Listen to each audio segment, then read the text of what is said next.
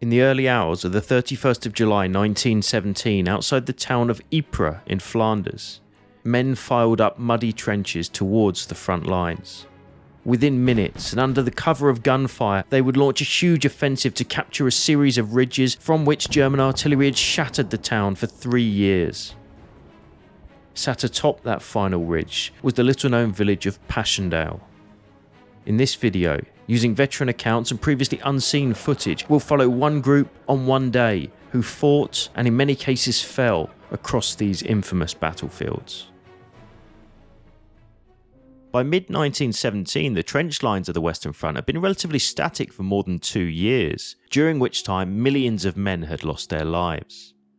For all sides, the deadly mix of artillery, machine guns and barbed wire had made going over the top a hell from which, far too often, few returned. But to win the war, the fighting simply had to go on. So let's take a quick look at the Western Front as it stood in 1917. Running for some 440 miles from the Swiss border, it crossed mountain ranges, flat plains, industrial areas and even residential towns, with some sectors, like Verdun, the Somme and Luce, seeing bitter fighting for limited periods of time.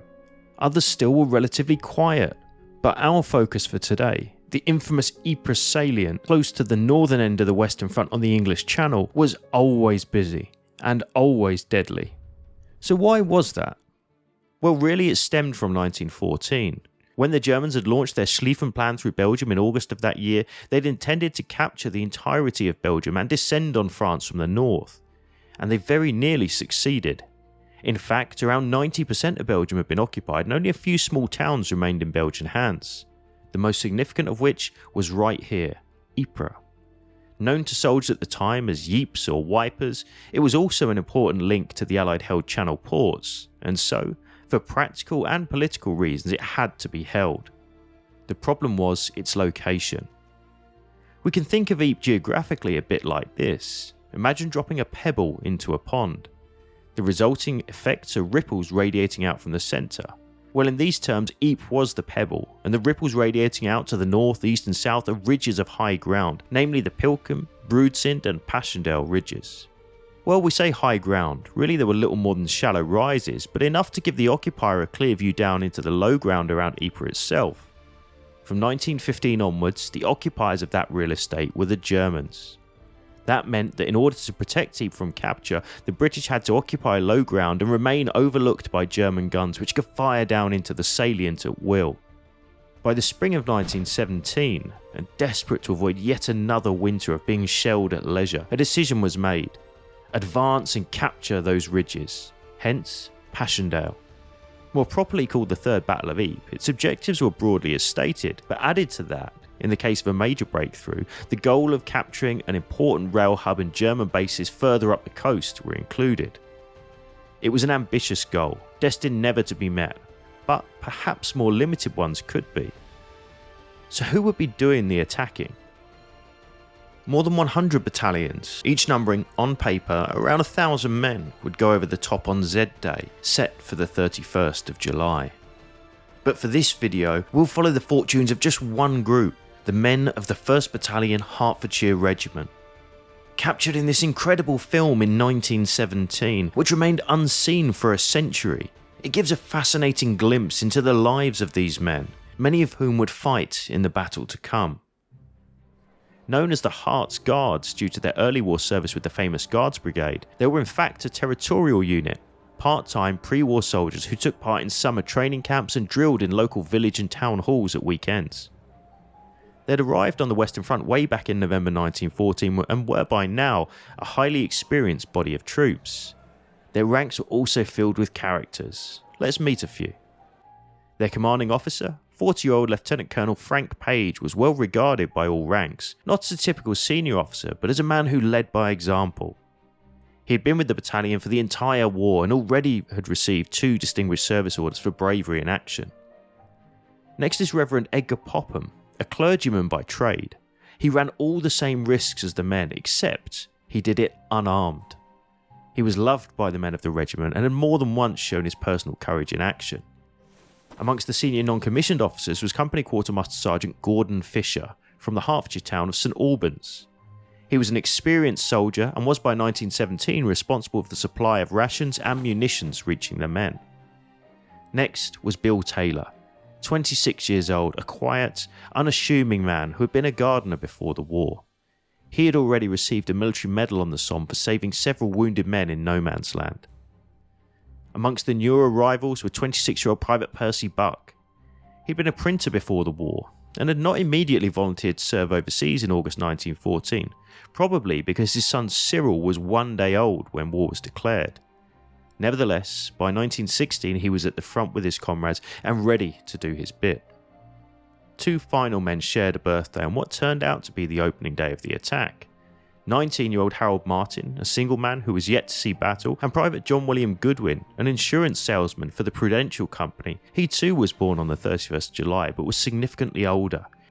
So what was their role in the fight to come? Let's take a look. The 39th Division, of which the Hearts were a part, were given the task of capturing a stretch of the Pilkem Ridge and the German defences guarding it. Not just a single line, it was rather a web of trenches in 3 different sets of lines over a depth of about 3 miles. The idea was simple. The lead battalions would start early in the morning, capture and then hold the first line, whilst the next wave moved on to capture the second line. Finally, the third wave, including the Hearts, would pass through them to capture the final position, advancing between these black lines marked on the map towards the Langemarck line. In peacetime, it would have taken little over an hour to cover the ground, but in practice it would be a very different proposition. Switching briefly to this fascinating aerial image, we can understand the ground a little better. This is the Langemarck line, captured by German reconnaissance aircraft shortly before the battle. Of particular note here is the ground. It does show the signs of shell fire, but being several miles behind the front lines at the end of July, was actually fairly intact and a well-constructed trench sited on the crest of a shallow rise. A few miles back behind Ypres, the men welcomed a period of time away from the front line, which involved plenty of exercise, luxuries such as hot showers, and as Clifford Lane recalled, a few drinks in the local bars or estaminets. We were taken out for the longest rest we ever had, and training. We were getting ready for the battle they eventually called Passchendaele. We trained, rested, even had a sports day. I managed to win the 100 yards and came second in the quarter mile. Got a prize of 40 francs for that. Most of our platoon went out that evening. We came across an estaminet. We went in there and we were drinking. Not beer or wine, must have been spirits. Some of our people were drinking tumblers full of what must have been gin. 2 or 3 of us went back to our billet, an old chateau, and left them to it. Later, one of our men came back and said, "Corporal, you'll have to come back to help some of our men." I said, "Oh blimey, okay, I'll come along." 2 or 3 of us went, and there they were, staggering all over the road and singing. We hardly ever drank spirits, you see. The only time you get spirits was our rum, which had been flogged by the Army Service Corps to the locals, and you could buy it off them. By the 30th of July, the men were ready. Passing through the shattered remains of Ypres, they made their way up to their start positions for the following morning. The wait wasn't long. At 3:50 AM, the start of the battle was signalled by an enormous bombardment as artillery drenched the German front lines with shrapnel and high explosive shells. Minutes later, whistles blew and the leading battalion surged over the top and were immediately met with success. The few Germans encountered were in many cases wounded or simply stunned by the ferocious bombardment, and in many places that day the first line was taken with little loss. The second line too, at least in the case of the Hearts sector, was easily overcome, with only one place, Kitchener's Wood, putting up a stubborn resistance which required the attention of 2 tanks before it could be subdued. But by 9:30 the second line was in British hands. This left only the Langemarck line to be taken, and that job was to fall to the men of the First Hearts. According to timetable, and in this position here along the banks of the small stream called the Steenbeek River, the battalion paused. This was a planned pause, to allow the artillery which was now out of range to move up and re-engage the Germans, and also to allow the 2 tanks allocated for support to do the same. Let's switch to the drone to understand the objectives a little better. So, by 10 AM the Hearts are here, and their aim is to advance on a 2-company frontage across these fields to capture and hold the German Langemarck line, which is about 600 yards away here. In order to do so, they need to cross two roads, which can be identified from aerial maps as they form an A shape, with the bottom of the long part of the A resting on the enemy-held village of St Julien, and the cluster of buildings in the small part of the A being two farms known as Maison Debout and Triangle Farm. Both, unknown to the Harts, were heavily defended by machine guns. Young Harold Martin, on a memorable 20th birthday, remembered his arrival at the Steenbeek. The ground was in a terrible state owing to the shelling. However, we struggled on, and just before we reached our starting point at the River Steenbeek, the sergeant said, "Have you had your rum ration, Martin?" "Not yet, Sergeant." "Well, take a swig at this." And he gave me the jar. I had a good drink. No doubt it was just what I wanted. Percy Buck, in No. 4 Company, was also there. Like many others, his thoughts had turned to home. He taking the time to show Private Ramsell a photograph of his wife Bertha and infant son Cyril, on the back of which he had written, "Whoever finds this, please return to my wife," along with his address. As the men waited, one conspicuous absence became apparent: artillery. There was none. As it transpired later, the guns simply couldn't move up over the ground they themselves are so badly torn up. Even more worrying, as the two tanks approached the Harts to take the lead, one fell into the Steenbeek River where it got stuck, and the other crossed it, only to slip into a shell hole 10 yards later. Neither would take part in the action. It would now be down to the men alone. At 10:50 AM, whistles blew and the Harts Guards left the Steenbeek and began to advance across no man's land. All was quiet for the first 100 yards as the men advanced in dead ground, but upon reaching this road across the battlefield, the crackle of machine guns could be heard from the village of St Julien to their south and Maison Debout to the north. Caught in crossfire, the line, as one observer put it, shivered as bullets ripped into them from either flank. Within seconds, dozens of men, and perhaps half the battalion's officers were hit, many being killed. Corporal Clifford Lane recalled the moment. We came under heavy machine gun fire, and practically the whole of our platoon was wiped out. It was just a matter of luck. The one that hit me caught me in the shoulder. The man next to me had one right along the back of his neck. I stopped and dressed his wound. He put his arm round my shoulder, and we eventually got to a pillbox and got in there. Shocked by the ferocity of the fire, the Harts hit the ground and looked for cover as bullets whipped above their heads. Seeing this from behind the leading waves, Colonel Page rushed forward alongside his adjutant Captain Milne. Just then, a shell dropped between them, killing both outright. Still, determined to get the job done, the Harts men now rushed in groups of half a dozen at a time in a leapfrog advance, one passing the other and then taking to ground for the next to move. Halfway across this field, they encountered a German gun battery and carried it at the point of the bayonet, killing or capturing the entire garrison. They pushed on, yard by yard, until they reached this road, which in 1917 had a hedge running along its length, blocking their view of the Langemarck line. By now, the battalion numbered less than 300, about half of those who had started the attack. The last surviving officers encouraged the men on once more, but as the first soldiers emerged through the hedge to make that final charge to the German lines, they were horrified to find this. A 10-yard thick, unbroken mass of barbed wire, every inch covered by machine guns.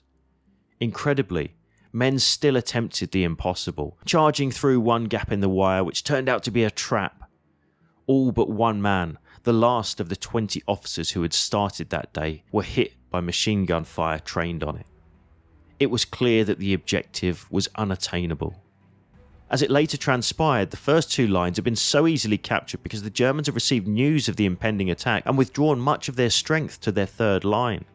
The Harts now faced an awful dilemma. Stay where they were, exposed in no man's land under sniper, machine gun and artillery fire, or retrace the hellish 600 yards in the open they'd just crossed at such great cost. Leaderless, for 30 minutes they were hammered by enemy fire, which further thinned their shattered ranks. Back on the Steenbeek, as the first wounded trickled back, they met Reverend Popham, the chaplain. Learning of the plight of his lads, he ran forward alone, crossing the entire battlefield under fire to reach the trapped remnants of the Harts. His timing couldn't have been better. The Germans, realising how few the defenders were, launched a counterattack at that very moment in a pincer from both north and south, which would utterly annihilate the battalion. Popham, seeing the danger, gathered as many men as he could and led them back at a run towards the Steenbeek. Here, fate intervened, as, in the fog of war, the German northern and southern pincers briefly engaged each other as the remnants of the Hearts slipped away in the smoke, leaving behind a high tide mark of dead and dying men. Harold Martin, who had not withdrawn with the rest of the men, recalled his experience. We crossed the road, but after about 200 yards we came to rows and rows of barbed wire. I got into a shell hole not very far from the ridge and was joined by a pal from my hometown. We waited some time. Everything seemed so quiet. He said, "We must get out of this or we'll be captured." Me, being stupid, said, "No, I've got so far. I'm not going back again."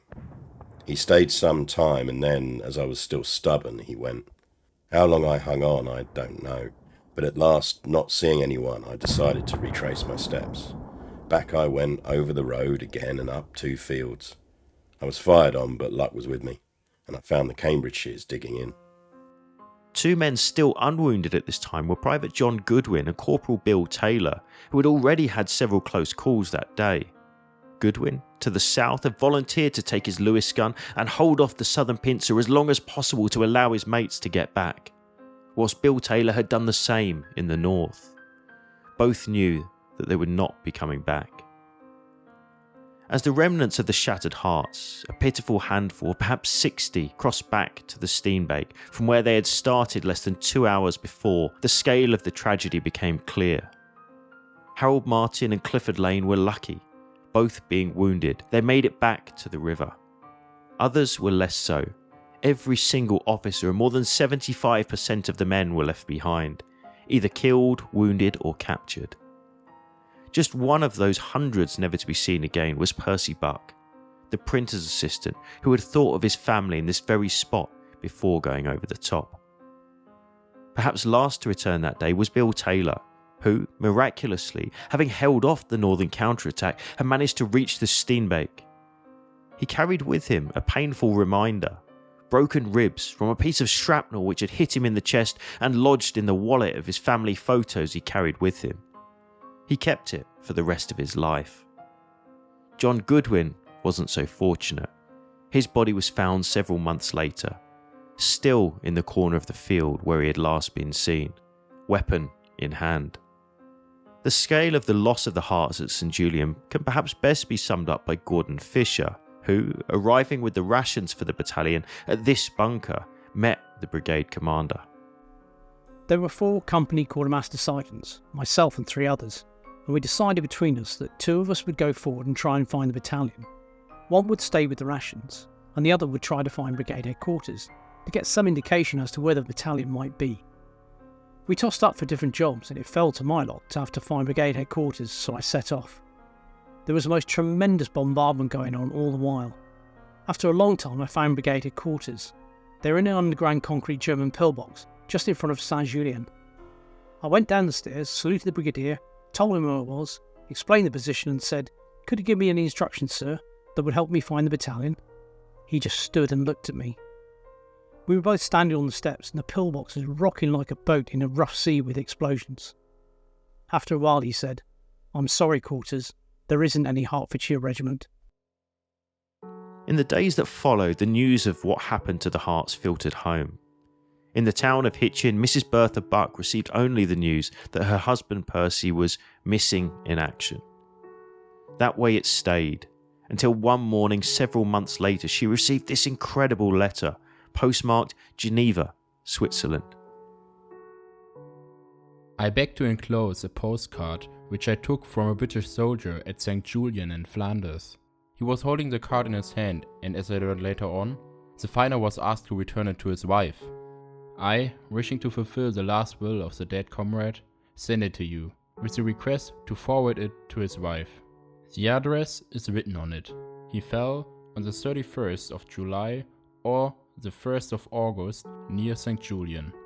May he rest in peace. I should be very pleased to hear if his wife has received the card. Respectfully, Gefreiter Josef Wielczek. For me, it's remarkable that a German soldier, an enemy of Percy that day, would go to such lengths to inform his wife of her husband's death, without which she may never have known what became of him. A powerful moment of humanity triumphing in warfare. Until 2018, the fate of Josef Wilczek was unknown, believed to be amongst the thousands of fallen of the battle, but research has since revealed that he survived the Great War. Wounded and captured in September, he eventually returned to his home, today in Zabrze, Poland, and died there in 1983, aged 86. He never learned that his letter had reached Mrs. Buck. The story of what became of the Hearts that day sadly isn't unique. The Third Battle of Ypres continued for 104 more bloody days, through atrocious conditions and seas of mud. All told, hundreds of thousands of men fell before the Passchendaele Ridge was finally taken. Officially, a victory, but one at unimaginable cost. Today, the position where the Hertfordshire Regiment effectively met their end is marked by a memorial, unveiled at 10:50 AM on the 31st July 2017, 100 years to the moment that they began their attack. Present that day were hundreds of men and women from the county and dozens who lost loved ones, many of whom still lie in these Flanders fields. Thanks for watching. We're really proud to share this kind of history with you here on YouTube, but we can only keep doing so with your support. So, if you can, please do consider joining our amazing Patreon community at the link below. It makes a huge difference to help us keep sharing stories like these. And if you'd like to know more about the men we've covered in this video, why not check out this book, written by historian Paul Johnson and myself. It covers the incredible wartime journeys of many of those who fought and fell in the Hearts Guards. Thanks again, and we'll see you next time.